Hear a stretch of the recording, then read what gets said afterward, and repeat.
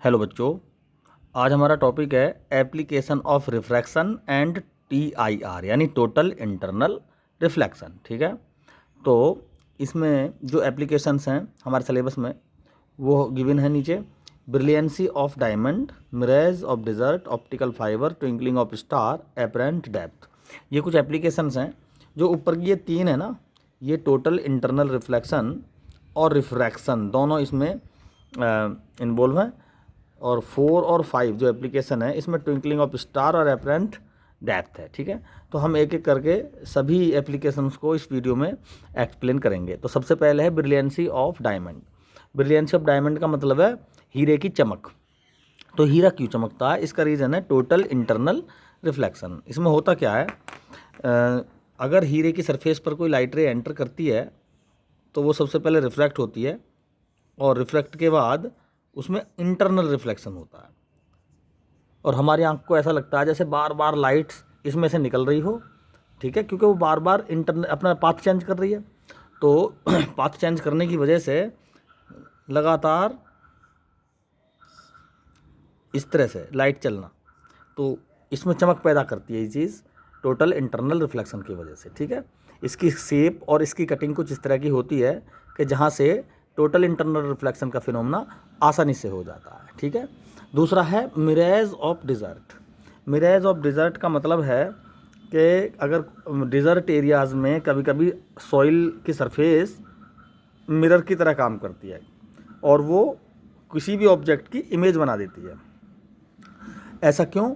क्योंकि दिन के समय में जब धूप बहुत ज़्यादा तेज़ होती है तो अर्थ की सरफेस के नज़दीक के जो मॉलिक्यूल्स हैं वो गर्मी की वजह से अपर ले राइज हो जाते हैं, ऊपर को राइज हो जाते हैं। और ऊपर को राइज होने की वजह से जो अर्थ की सरफेस के नियर का जो रीजन है वो रेयर हो जाता है और अप हाइट पर जो प्लेस है वो डेंसर मीडियम हो जाता है। तो लाइट रेज हाइट से सरफेस पर आती है, तो ऐसा समझो जैसे डेंसर मीडियम से रेयर मीडियम में वो लाइट एंटर कर रही हो। तो इस कंडीशन में लाइट नॉर्मल से दूर जाती है और टोटल इंटरनल रिफ्लेक्शन का फिनोमेना भी कुछ ऐसा ही है। तो जैसे ही लाइट डेंसर से रेयर में, यानी ये कोई ट्री है, इसके इस पॉइंट से मैं इस पॉइंट को इन्वॉल्व कर रहा हूँ, इस पॉइंट से लाइट रे चलेगी इस तरह से, और मैं तो एक साथ मोड़ रहा हूँ इसको, लेकिन ये आराम से मुड़ती है इस तरह से चलती हुई ऐसे, क्योंकि ये क्या होता है, ये रेयर मीडियम है और रिफ्लेक्ट होगी लाइट इस तरह से। ठीक है, अब ये लाइट रिफ्लेक्ट हो गई तो इसकी इमेज कहाँ बन जाएगी, ये पीछे, ये तो इस तरह से चलेगी लाइट, ऐसी दूसरी रेज आएगी, यहाँ पे डायरेक्ट मोड़ देते हैं और ये ऐसे चलेगी।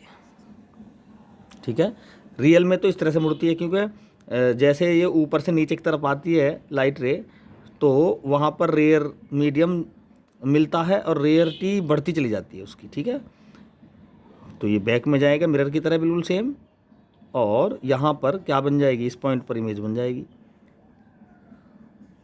तो जहाँ ऐसी कंडीशन जब पैदा होगी यहाँ पर, तो किसी भी ऑब्जेक्ट की इजीली इमेज बन सकती है प्लेन मिरर की तरह।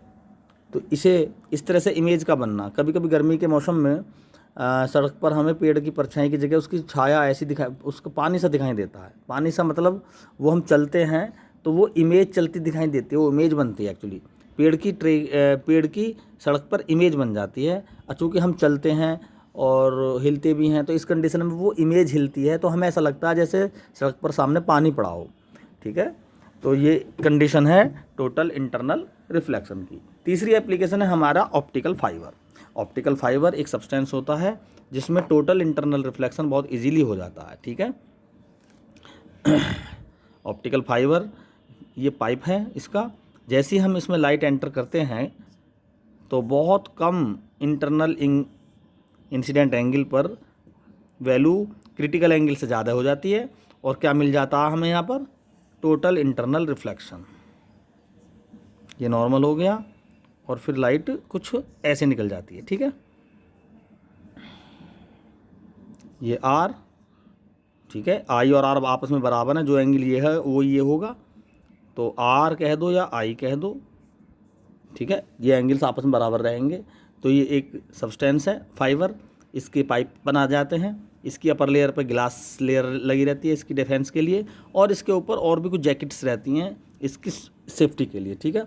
तो इसका काम क्या है ऑप्टिकल फाइबर का? ऑप्टिकल फाइबर में लाइट्स एक सिरे से एंट्री करती है और दूसरे सिरे से निकल जाती है। तो लाइट्स के साथ अगर हम कोई मैसेज सिग्नल को पास करें तो वो लाइट की स्पीड से ही जाएगा, वो सिग्नल लाइट की स्पीड से ही जाएगा। इसका मतलब क्या हुआ कि ऑप्टिकल फाइबर कम्युनिकेशन सिस्टम में बहुत ज़्यादा उपयोगी है, और अगर कम्युनिकेशन में हम इसका यूज़ करते हैं तो सिग्नल को बहुत फास्ट, बहुत तेज़ी से ये एक कंट्री से दूसरी कंट्री में ले जाता है, ठीक है। लाइट की स्पीड तो बहुत ज़्यादा होती है, और इसमें चूँकि टोटल इंटरनल रिफ्लेक्शन हो रहा है तो एनर्जी का भी लॉस नहीं होता। तो इस तरह से ऑप्टिकल फाइबर बहुत ज़्यादा उपयोगी है इसमें। अब हमारा फोर्थ एप्लीकेशन है ट्विंकलिंग ऑफ स्टार। ये ओवरऑल रिफ्रैक्शन ऑफ लाइट पर डिपेंड है। ट्विंकलिंग स्टार्स में क्यों होती है? ये स्टार है एस, ठीक है। अब इस स्टार से जब लाइट हमारी अर्थ पर आती है, ये अर्थ है बनाई है हमने यहाँ पे अर्थ समझाने के लिए, और ये अर्थ का एटमॉस्फेयर है इतना, ठीक है, हमने मान लिया। जब लाइट रे स्टार से इस एटमॉस्फेयर में आती है तो डेंसिटी मिल जाती है मॉलिक्यूल्स की, और डेंसिटी मिलने के साथ ही यहाँ पर लाइट रे कुछ रिफ्रैक्ट होती है ऐसे। तो जो भी यहाँ ऑब्जेक्ट है उसको ये स्टार यहाँ ना दिखकर कहाँ दिखेगा, कुछ अपनी पोजीशन से हट के दिखेगा, ठीक है, ऐसे। तो ये स्टार यहाँ ना चमक के एस डैश पोजीशन पर चमकेगा। अब चूंकि अर्थ के एटमॉस्फेयर में टेम्परेचर, प्रेशर लगातार चेंज होते रहते हैं, तो जब प्रेशर चेंज होगा तो मॉलिक्यूल्स की डेंसिटी भी चेंज होती रहती है।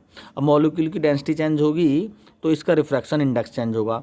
रिफ्रैक्शन इंडेक्स चेंज होने के वजह से चूँकि जो लाइट बेंड होती है, लाइट डेविएट होती है अपने पाथ से, वो रिफ्रैक्टिव इंडेक्स के वजह से होती है। जितना ज़्यादा रिफ्रैक्टिव इंडेक्स होगा उतना ही ज़्यादा क्या होगा, लाइट डेविएट होगी।